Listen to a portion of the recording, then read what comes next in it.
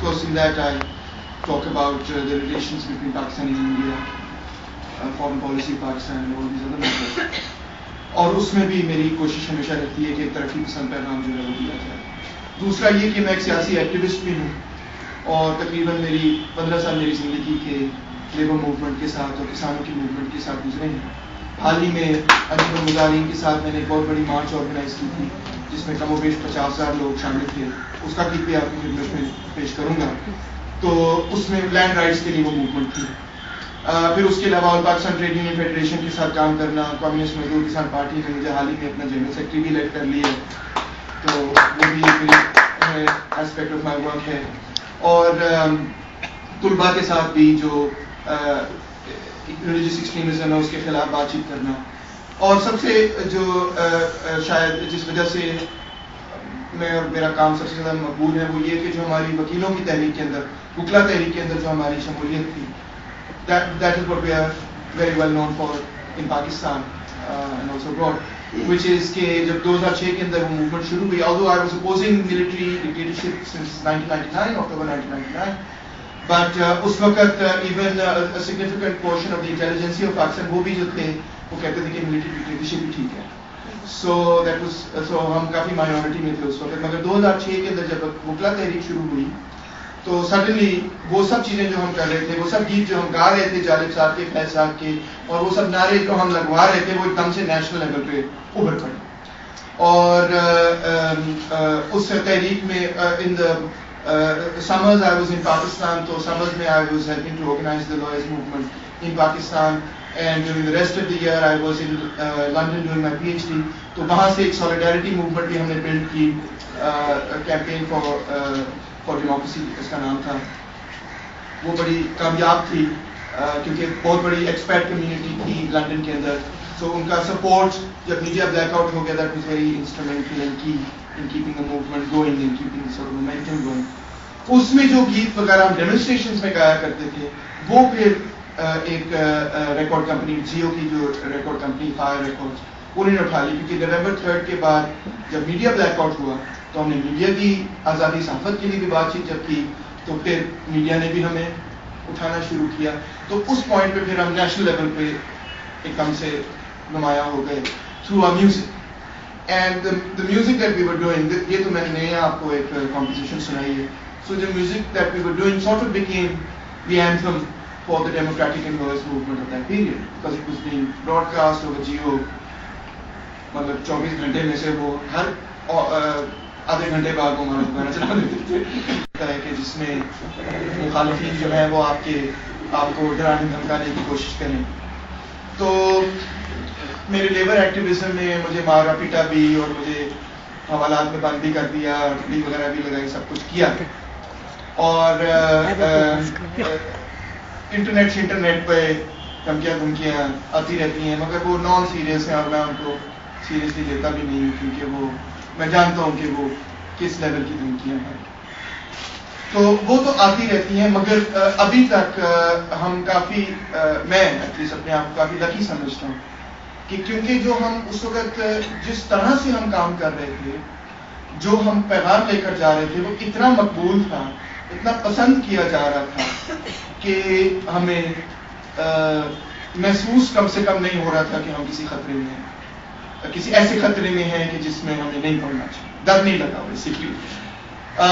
2008 کے بعد جب ڈیموکریٹک گورنمنٹ قائم ہوئی اس کے بعد ہم نے اپنا فوکس آف ورک شفٹ کر دیا.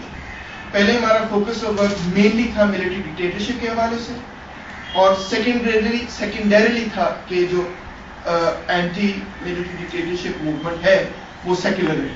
مطلب وہ ایک موومنٹ کے اندر ہمارا عمل تھا اور وہ ایک دوسرا عمل تھا, کیونکہ اس موومنٹ میں رائٹ ونگ ایلیمنٹس بھی تھے. جماعت اسلامی لائرز موومنٹ آج بھی ہیں, تو اب تو موومنٹ نہیں رہی مگر اس وقت تھے. تو میں نے لکھا اس وقت کہ there are two phases of the movement against dictatorship. There is a progressive phase and there is also a reactionary phase. So within the movement also ہم reactionary phase کے خلاف لڑ رہے تھے. تو مگر وہ اتنا نمایاں نہیں تھا کیونکہ وہ پہلو میڈیا میں سامنے نہیں آتا.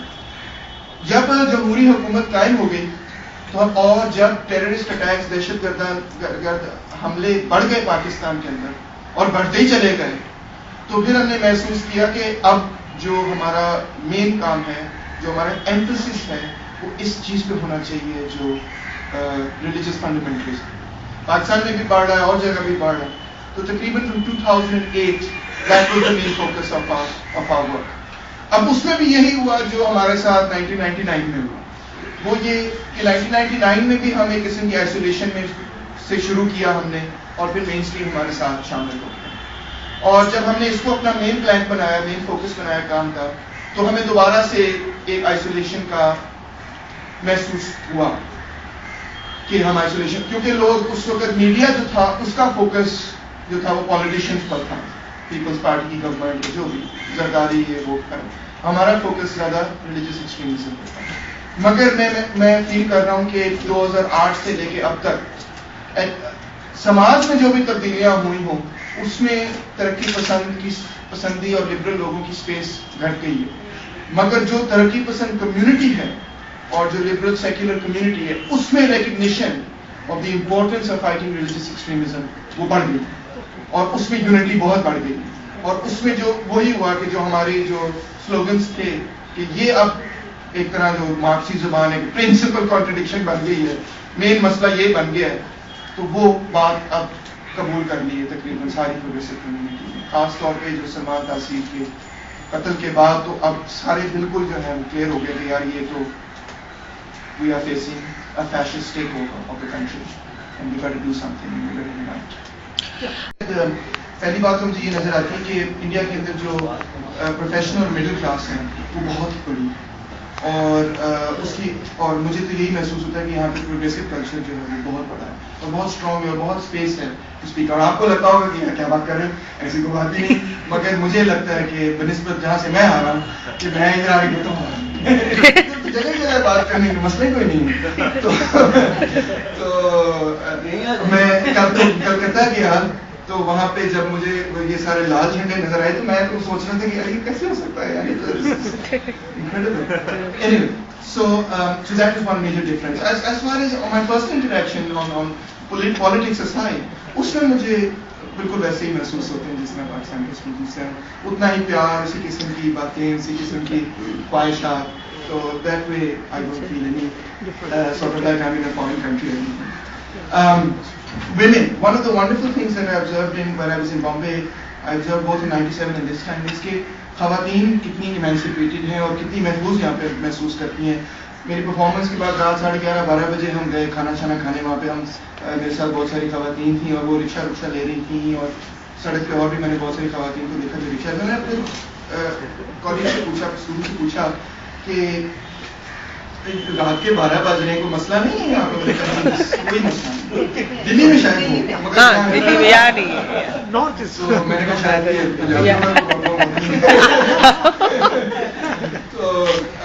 but that was great to see, and I believe Calcutta میں بھی اسی طرح ہی ہے.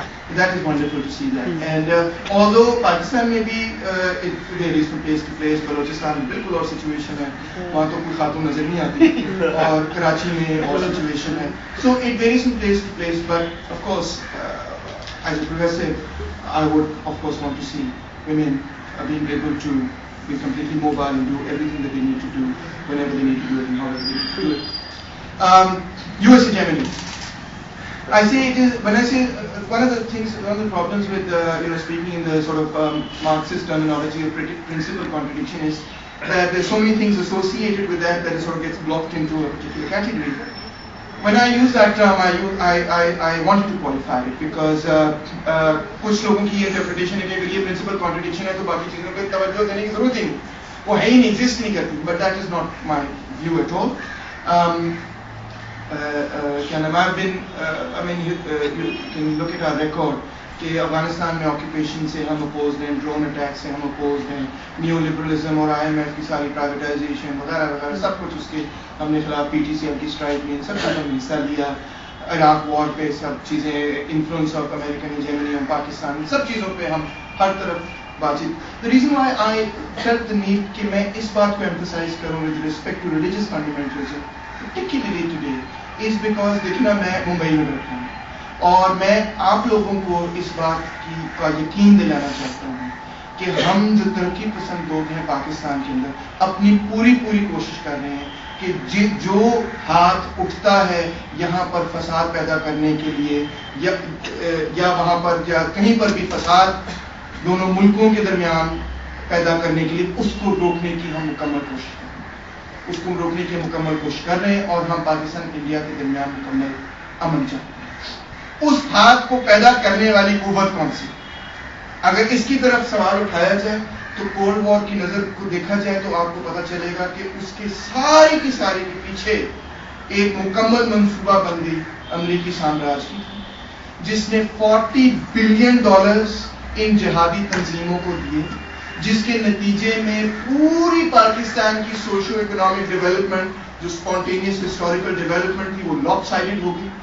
وہ قوتیں جو کہ تاریخی طور پر ویسے ہی آبسلیٹ اور تباہ و برباد ہو رہی تھی اور ہوتی چلی جا رہی تھی, وہ اپنے تاریخی sort of historical sort of role سے بہت زیادہ پاورفل ہو گئی. اپنے جو ان کی جو سوشل ریلیشنز ہیں اس سے جو وہ پاور ڈیرائیو کرتے ہیں اس سے وہ بہت زیادہ پاورفل ہو گئی, کیونکہ امپیریلزم نے ان کو اتنی اسسٹنس دی to provide $40 billion in 1 decade to those medieval forces that were being anyway destroyed by socio-economic development and so on, has completely changed the very dynamic of historical development in Pakistan. And then of course, وہ $40 billion was matched dollar to dollar by Saudi Arabia and also by Israel, جو کہ چاہتا تھا کہ اس وقت Soviet union کو نقصان ہو افغانستان کے. So and then petrodollars and the rest of it. So یہ سب چیزیں, یہ سب حقائق آپ کے سامنے بھی ہیں, میرے سامنے بھی ہیں, ان سے نظر نہیں چڑھائی جا سکتی. اور دوسرا یہ کہ ان کے مقابلے میں امریکی سامراج کا دھن چھلا بن کے ان کا مقابلہ نہیں کیا جا سکتا. We have to stake out a sort of independent position that is جو کہ عوام کے ساتھ کھڑا ہو, نہ کہ جس طرح جو کہ مزدوروں اور کسانوں کے حقوق کے ساتھ کھڑا ہو. اسی طرح پھر ہم لوگوں کو اپنے پوائنٹ آف ویو کو جیت سکتے ہیں. اگر ہم سامراج کے ساتھ کھڑے ہو جائیں اور ان کی نیو لبرل اکنامک پالیسیز کے ساتھ کھڑے ہو جائیں تو پھر ہم عوام کے سامنے کس منہ سے جائیں گے اور کہیں گے کہ ہمارا ساتھ دو ان مذہبی انتہا پسند. So by talking about that as the principal contradiction, میرا مقصد کہ صرف کہنے کا یہ کہ ہمارا زور ہے اس چیز پہ. اس سے یہ مراد نہیں کہ ہم دوسری چیزوں کو ریجیکٹ کریں, اور اس سے یہ مراد بھی نہیں کہ ہم اس سوال کو امریکی ہیجمنی سے آئسولیٹڈ ہو کے دیکھیں. neither of those two things.